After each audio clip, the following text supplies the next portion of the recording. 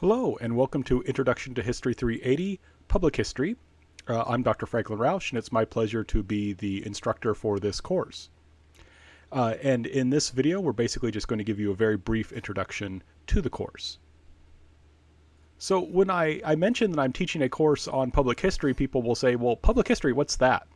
And in brief, public history is teaching about history outside of a classroom environment.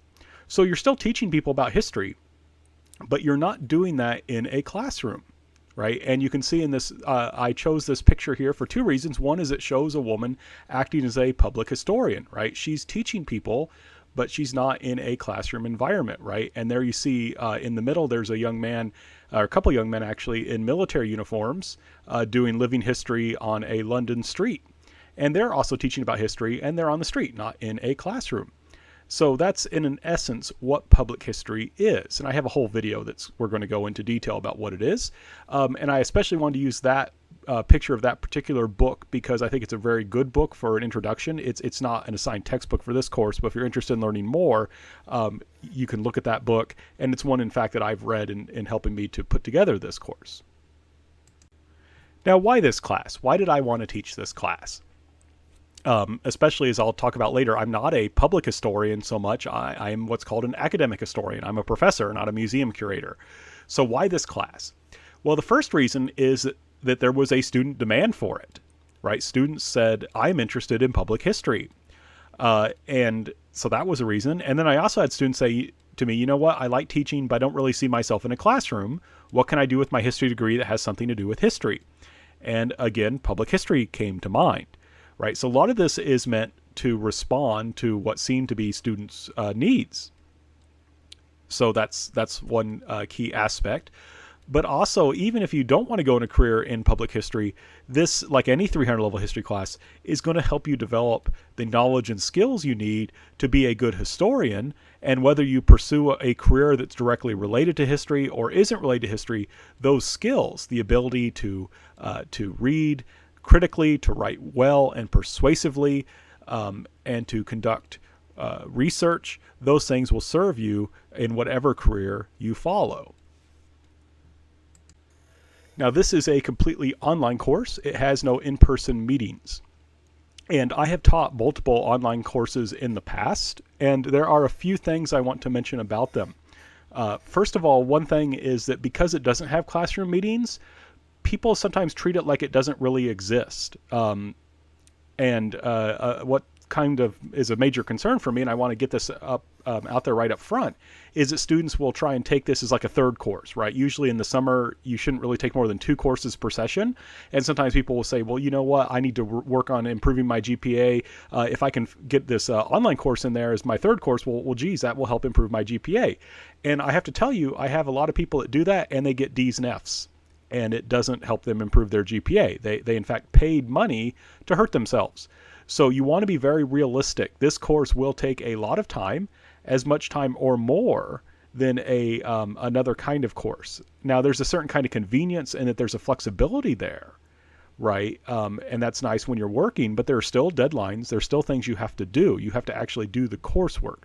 So it's very important that you keep that in mind, that you treat this as a real course. And while it does have that kind of flexibility, that's an advantage. Sometimes what that means is people will put off things to the last minute, right? Because since it's not like, it's not like a regular course where you say, well, hey, I got to go, I got to get to class.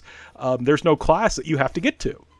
Right, so you just want to really be disciplined, take this seriously, make sure you can devote the time to it. The other issue, of course, is technology. This course requires that you watch videos, that you upload programs, or upload files and things like that. You need to make sure that you have a computer and regular internet access in order to do that. If you don't have that kind of technology or access to it, then you should not be taking an online course. And the other thing I have to mention is the environment in which you are taking your course in. So again, you're not in a classroom environment. So you're probably going to be listening to this in your room, in a living room, maybe, I'm not sure where you might be listening to it, but you're not going to be listening to it in a classroom. And so the problem is it's very easy to get interrupted. So, for example, I've had students who did poorly on on an online exam because their mother kept asking them to do errands while they were taking the exam and they ran out of time. So you want to make sure that you're in an environment where you can concentrate, where no one's going to distract you, especially when you're taking a quiz or something like that. You definitely don't want to do anything that you wouldn't normally do during a class. So what I mean by that, for example, is during a class, you're not going to be just listening to the professor while playing a video game, right? But there's a temptation, since it's an online class, that you may say, well, hey, I can just play a video game and listen to this on my phone or something while I'm playing the video game. Or sometimes people will text during an online class, something like that. And it's important to give it your full concentration, right? To turn off your phone, to turn off email, and treat this as if you were in a normal class when you're watching a video or a lecture. If you don't do that, it's really going to hurt you. Now, one thing I have to also mention is, usually if you've taken a course with me, I do my best to get PowerPoints up online before a class so that people can print them out and bring them to class and take notes on them. In this class, I do not make the PowerPoints available. And I do that because if I were to make them available, people would just try and read the PowerPoints instead of actually listening to the videos I'm going to make and taking notes on those videos. So I'm not going to put up the PowerPoints, and it's to make sure that people actually listen to the videos and get the information from them. Now, one thing that is going to make this course a little bit different than perhaps some other history courses you've taken is the balance between knowledge and skills, right? So usually if you take like a 100 level history class or even a 300 level history class, the purpose is to gain knowledge about some particular field. So when I teach history of Japan or history of Korea, the major thing I want you to get is that you know something about Japan or Korea by the time that the course is done. Now you're going to develop other historical skills. During that time, I'll send, I always assign various primary and secondary readings. There's always some writing. So you'll develop those skills, but the emphasis is more on knowledge rather than skills. And because of that, in those courses, most of the points come from exams, right? Things where you show me, hey, I learned something about this subject.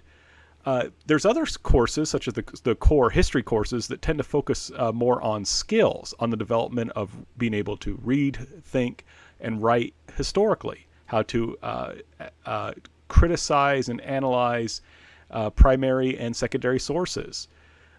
So there's always in a class this kind of balance, right, between knowledge and skills. Some classes focus more on knowledge, some focus more on skills.